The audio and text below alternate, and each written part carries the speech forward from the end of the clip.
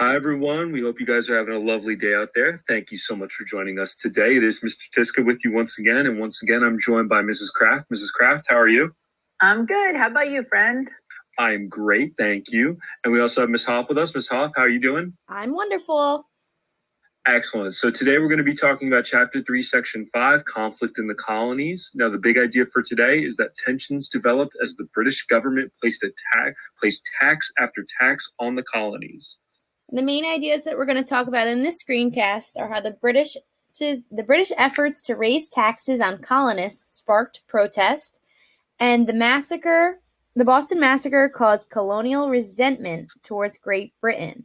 In the next screencast, we're going to talk about how the colonists protested the British tax on tea with the Boston Tea Party, and how Great Britain responded to the colonial actions by passing the Intolerable Acts.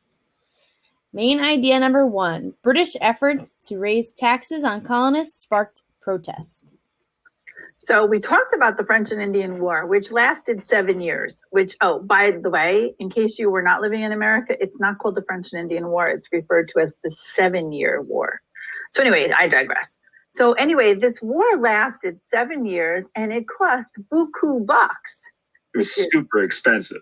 Super expensive. So now we got to pay the bill.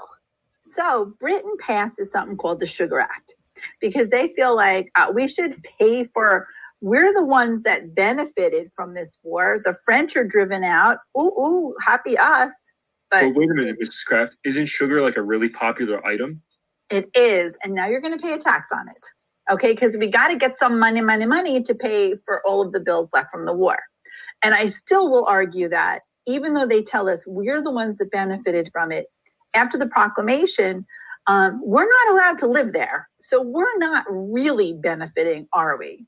But anyway, that's an argument for a different day. So Parliament passes this Sugar Act, and it's forcing us to pay the costs of the war. Now, lo and behold, the people that are living in America, even though they're English citizens, they don't have a representative in Parliament.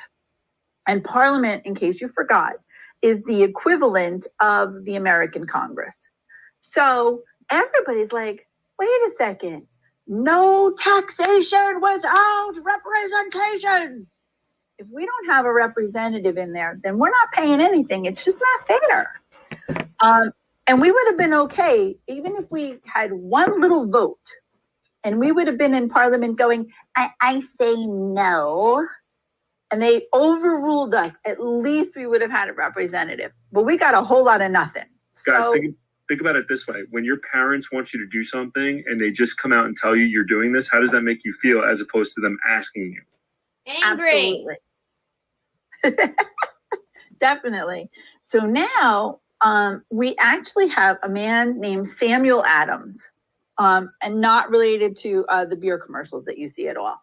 He's a colonial leader, and he sets up something called the Committees of Correspondence. Because remember, there's no Snapchat, there's no Insta, so they have to send letters back and forth between all of the colonies to communicate what's going on. So that's what he does. But Sam Adams is more than that. Sam Adams is, I like to call him a pot stirrer. Do you know what a pot stirrer is, Mr. Tiska, Ms. Hoff? Oh, yeah. I've known a few. Isn't that somebody who just likes to cause trouble? Yep, rebel rousers. They're the ones that like to make things not stay calm. And Sam Adams does a really good job of stirring the pot. And you're going to see him come into action in the next couple of lessons because he really does make everybody go, Now, the Sugar Act is just the beginning of the taxes. Mr. Tiska, you want to take it away and tell us about the Stamp Act? Yes, thank you, Mrs. Kraft. So Parliament is not going to stop with the Sugar Act, like Mrs. Kraft just said.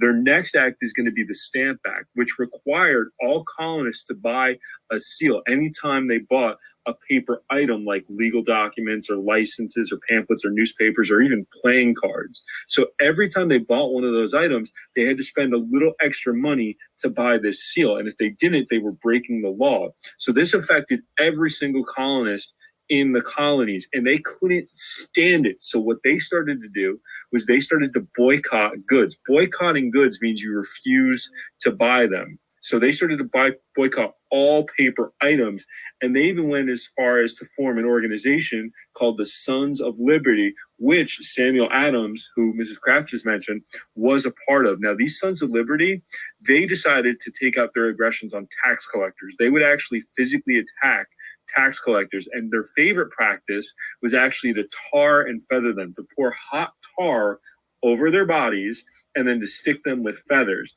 Now, some of you might think that's funny, seeing somebody walking around with feathers, but imagine it's hot, sticky tar that sticks to your skin. So in a lot of cases, it did really a lot of harm to these tax collectors who, at the end of the day, they didn't come up with the taxes. They were just doing their jobs. Yeah, it wasn't their idea. It was like you being mad at me because I'm enforcing a school rule. Well, I don't make the rule. I just have to enforce it. Exactly. Now, also, in terms of the Stamp Act, the colonists formed something called the Stamp Act Congress, which was a group of 9 representatives who sent letters begging King George III of Great Britain to get rid of this Stamp Act. And eventually they caused enough commotion, they caused enough noise, and the boycotts hurt Great Britain's ability to make money that Great Britain repealed the Stamp Act. They got rid of the Stamp Act. However, Great Britain wasn't happy that they had to repeal the Stamp Act. They didn't like the fact that these colonies were actually causing problems for them. Think about it this way. It's like when you talk back to your parents. Your parents don't like it when you talk back to them. They really don't. So things are only going to get worse, and Parliament is not going to stop with these taxes. Their next act is something called the Townsend Act, which taxed glass, paper, paint, lead, and of course, it also taxed tea. Not I like the my tea. Yeah. So, and the colonists, they really, really, really loved their tea. Now, something else that the Townsend Acts also did was it created something called the Writs of Assistance, which allowed government officials to stop and search any colonial ships that they wanted, even if they just suspected that these ships might be doing something wrong, not as if they had any actual proof. Now, this is all going to come to a head when a colonial ship called the Liberty tries to dock in Boston Harbor. And what happens is the Liberty gets stopped, and these officials, they come on board the ship and they basically tear it apart looking for smuggled goods. They don't find anything. No, that's because they were good at smuggling them, and they put them in the water before they even got to the port. Exactly. And when the Sons of Liberty find out about this, that the ship was stopped and torn apart by government officials, they are incensed, and they immediately start going after the tax collectors, and they start attacking the House of Customs where all the trade is taking place. So the governor is actually going to order more British troops to come into Boston to settle things down. So you have all of these British troops now in the city who the people hate. You think it's going to work out well? No, I don't think so. I think it is a powder keg that's going to boom, blow. I agree. Absolutely. And this whole event, this whole situation actually is going to lead to an event called the Boston Massacre. Dun, dun. It's hot. Take it away with the next main idea. So, main idea, the Boston Massacre created colonial resentment towards Great Britain. Now, before we even start to talk about the event, you guys, when you hear the word massacre, how many people are you picturing dead? 1,000. 1,000,000. Okay. Am I going to blow your mind if I tell you 5? What? I know. It is crazy. But there's only 5 people. I shouldn't say only, but there are 5 people that die at the Boston Massacre. So I want you to imagine the soldiers are out there and they are brought to America to literally just protect the tax collectors, okay? Because they've been tarred, they've been feathered, they've been harassed. So there's a guard outside, and a group of kids comes up to him and start giving him the business. Start telling him, you're a deadbeat, you don't pay your bills, all this other stuff. So things are super tense in Boston because the people that are there are angry that their own government has sent in soldiers to police them. So, and by the way, just real quick, a lot of these soldiers that come in, they are soldiers, but they also take other jobs in the city. And some of those jobs were actually given to them and taken away from the citizens of Boston. So that's another reason why these citizens of Boston really hate these British soldiers. absolutely, because they're taking away their work, just like they were afraid with the indentured servants once they were free. And there's only so much work to go around. So now you have this crazy mob that is just getting bigger and bigger and bigger. So there's a soldier and he calls out for backup, just like I'm going to try to use modern terms. So they yell for backup. A bunch of other soldiers come to help him. And they have to do something called read the Riot Act. So when there's a rioting mob, they read the Riot Act. And even after they read the Riot Act, they have 1 hour to disperse. Well, I want you to imagine, you've all stood in the halls before at the middle school where there's these giant crowds. Imagine that you're standing there and there's these giant crowds just coming at you and you're trapped and there's no place to go. Now, this is not an innocent crowd. Mr. Tiska, what was the crowd doing to the soldiers? The crowd was throwing ice, throwing snowballs. Some of them actually had what we call clubs and were starting to kind of motion that they were going to be hitting the soldiers. They were screaming at them. So it was a pretty violent crowd. And if it's possible, there's this great video that does a reenactment of it. And we'll pop that in and we can share that with you if we can find it. But a British soldier gets struck by one of the colonists. Now, at that point, the soldiers fire into the crowd. Is it self-defense or is it an attack? Well, if I've got a whole crowd of people coming after me, throwing stuff at me, scaring me with these clubs, and I get hit, I'm thinking I'm self-defending. Because just imagine it, guys. If you were in that situation, do you feel as if your life is in danger? If you have people screaming at you, throwing ice, throwing snowballs, and coming at you with clubs, is that enough for you to believe that your life is in danger? Yeah. So that becomes this huge propaganda. If you look at the picture that Ms. Hoff put up, that is an engraving that was done by Paul Revere. And there's a couple of things that, if you look at it, it's also in your textbook on page 101, but you can see it looks like Captain Parker's behind the soldiers and he's giving them like an order to charge, go kill them, that kind of a thing. Now, just real quick, Mrs. Kraft, I have a quick question. I see a dog in the picture. Did they shoot the dog? They did not shoot the dog. I don't think they shot the dog. But what they did was, the dog might not have even been there, but you pop in the dog in the picture just so that it makes the colonists look even more innocent. Look, they're just out for a nice evening stroll. Even the dog is there. And then the other thing that Paul Revere changes in the engraving is he writes down on the wall, he writes Butcher Hall.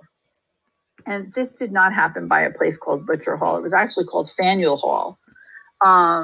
But he changes the name of it so that it looks like the soldiers are butchering the people. So he's doing all of this to get a reaction. And that's the thing about propaganda, ladies and gentlemen. It only tells you one side of the story. So when you look at this engraving here, you're only seeing the colonist side of the story. You're only seeing the British soldiers shoot them. You're not seeing the colonists throwing ice, throwing snowballs, coming at them with clubs, screaming at them.